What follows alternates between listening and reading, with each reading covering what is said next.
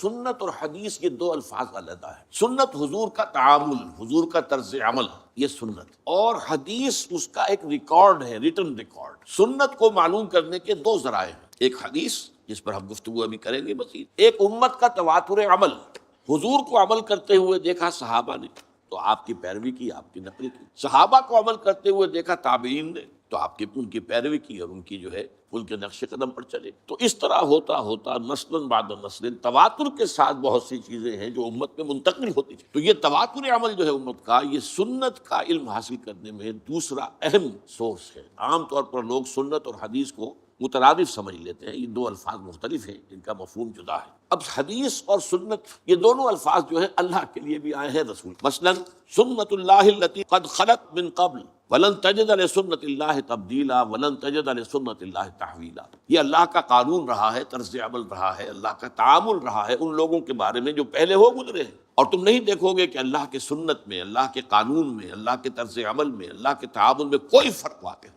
نہ تبدیلی نہ تحویل۔ اسی طرح فرمایا سنت من قد ارسلنا قبلک من رسلنا ولن تجد لسنتنا تحویلا۔ یہ اللہ کی سنت، اللہ کا قانون، اللہ کا طریق عمل، اللہ کا طرز عمل ہے ان سب کے بارے میں جو نبیوں اور رسولوں میں آپ سے قبل گزر چکے ہیں، اور آپ اللہ کی سنت میں کہیں کوئی تبدیلی نہیں پائیں گے۔ تو یہ اللہ کی سنت ہے، تو رسول کی سنت اور اللہ کی سنت۔ اسی طریقے سے حدیث، سورہ نساء میں فرمایا وَمَنْ أَصْدَقُ مِنَ اللَّهِ حَدِيثًا۔